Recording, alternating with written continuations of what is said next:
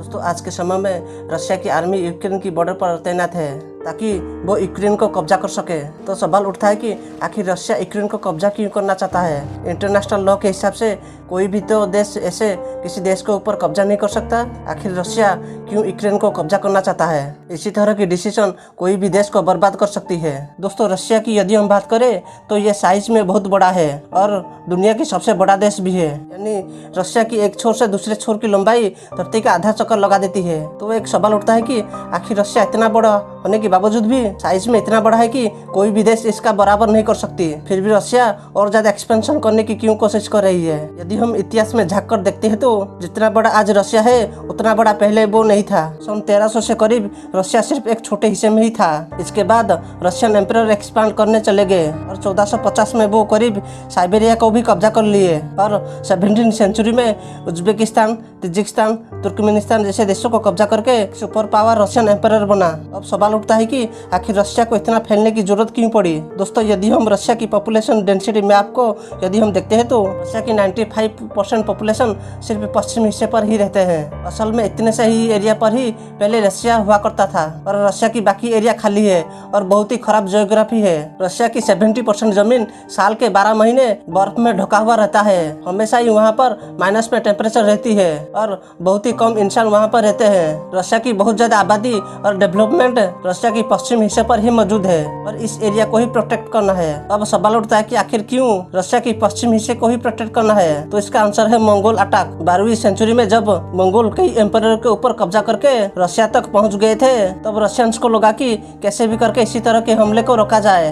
Mongols कुछ ही सालों में रशिया तक पहुंच ही गए थे जहाँ पर रशिया की ज्यादातर आबादी थी। मंगोल ने जब रशिया के ऊपर कब्जा किया तब रशियन एम्परर को समझ में आया कि उनकी देश को दक्षिण के हिस्से पर ही खतरा है। तो इसी तरह के हमले को देखते हुए उनको समझ में आया कि उन्हें इतना ज्यादा एक्सपेंशन करना चाहिए ताकि रशिया हर दिशाओं में सुरक्षित रहे, ताकि दुश्मन मैंने रशिया तक पहुंच ही नहीं पाएगा। तो यदि हम रशिया की जियोग्राफी को यदि हम देखते हैं तो रशिया की ऊपर की एरिया उन्हें प्रोटेक्ट करती है, क्योंकि रशिया की ऊपर दिशाओं में फ्रोजन सी मौजूद होने की वजह से कोई भी दुश्मन इस बर्फ में अटैक करने के लिए रशिया नहीं आएगा। कोई भी दुश्मन पैदल या नेवी लेकर रशिया तक नहीं पहुंच पाएगा। रशिया की साउथ में पहाड़ी रेगिस्तान और दुर्गम एरिया होने की वजह से और साथ ही 5 सेंट्रल एशियन देश जैसे किर्गिस्तान, तुर्कमेनिस्तान और ताजिकिस्तान देश होने की वजह से कोई भी आर्मी साउथ के हिस्से पर हमला नहीं कर पाएगा। फिर रशिया ने अपनी पूर्व दिशाओं में एक्सपेंशन करके साइबेरिया को पूरी तरह कब्जा कर लिया। साइबेरिया इतना बड़ा और बर्फीला एरिया है कि वहाँ पर टेम्परेचर हमेशा ही माइनस में रहती है।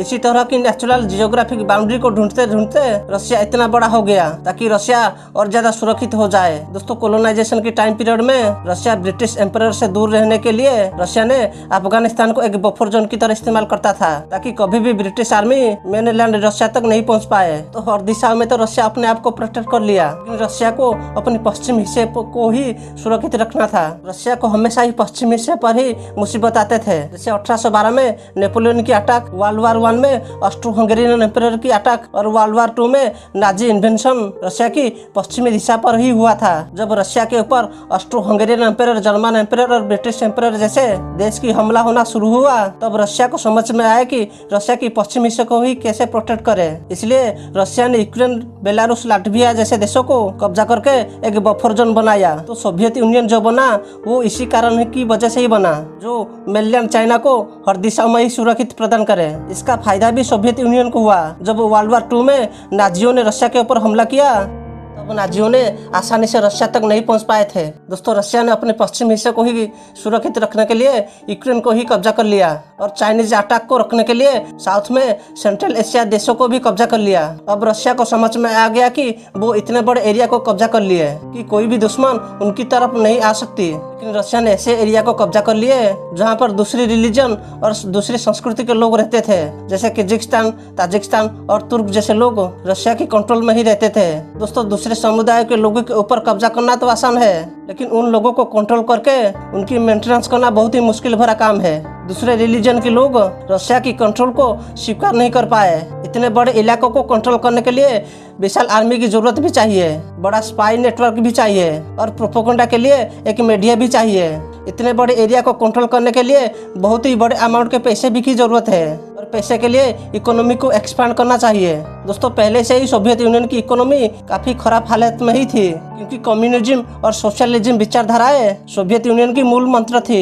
और साथ ही सोवियत यूनियन अमेरिका के साथ कंपटीशन भी कर रहा था। 1970 की दशक में सोवियत यूनियन के मन में एक ही विचार आया कि उनकी जियोग्राफी को और थोड़ा सुधारा जाए, ताकि उनकी इकोनॉमी को और ज्यादा स्ट्रांग बनाया जाए, जिसकी वजह से सोवियत यूनियन ने 1979 में अफगानिस्तान के ऊपर हमला कर दिया, ताकि सोवियत यूनियन को सेंट्रल एशियन देश होकर और अफगानिस्तान और पाकिस्तान होकर उन्हें गर्म पानी वाले सी पोर्ट की सुविधा मिल पाए, ताकि साल के 12 महीने उन्हें एक्सपोर्ट करने की सुविधा भी मिल पाए। इसी तरह के विचार के कारण सोवियत यूनियन ने अफगानिस्तान के ऊपर हमला कर दिया। लेकिन उस वक्त सोवियत यूनियन एक कमजोर इकोनॉमी वाला देश था, और साथ ही उनकी इकोनॉमी का ज्यादातर हिस्सा तेल और गैस बेचकर ही आता था।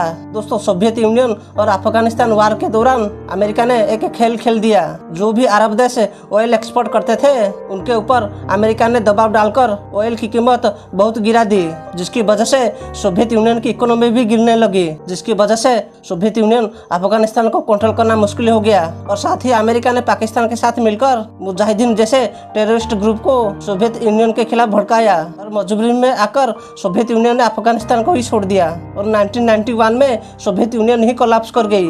दोस्तों अब एक सवाल उठता है कि आखिर आज के समय रशिया यूक्रेन को कब्जा क्यों करना चाहता है? पिछले 20-30 सालों से ही तो रशिया चुप बैठा था, लेकिन आज क्यों कब्जा करना चाहता है? इसका आंसर है ऑयल, क्योंकि आज के समय तेल की भूमिका बहुत ही कम हो रही है। रशिया ज्यादातर तेल गैस एक्सपोर्ट करके ही अपनी कमाई करती है, लेकिन आज इलेक्ट्रिक व्हीकल का ज्यादा डिमांड होने की वजह से फ्यूचर में हमें ऑयल और गैस की जरूरत भी नहीं पड़ेगी। तेल और गैस की डिमांड कम होगी तो रशिया की इकोनॉमी भी डूब सकती है। रशिया की इकोनॉमी कम होगी तो उसकी मिलिट्री के ऊपर खर्चा भी कम हो जाएगा, और जब मिलिट्री भी कमजोर हो जाएगी तब रशिया के ऊपर बहुत बड़ा खतरा भी आ सकती है। अब इसी तरह की खतरे को देखते हुए तुमने वापस सोवियत यूनियन जैसे बफर जोन बनाने की प्लानिंग की है, ताकि 20 या 30 साल बाद जब तेल की भूमिका पूरी तरह खत्म हो जाएगी तो उस वक्त रशिया पूरी तरह स्ट्रांग होती होगी। तो दोस्तों पुतिन जो कर रहे हैं वो उनके देश के लिए तो सही है, लेकिन बाकी देशों के लिए वो गलत है। अब पुतिन यूक्रेन को कब्जा करना सही समझते हैं कि यूक्रेन को कब्जा करना रशिया की मजबूरी ही है। दोस्तों यूक्रेन की एक बड़ी आबादी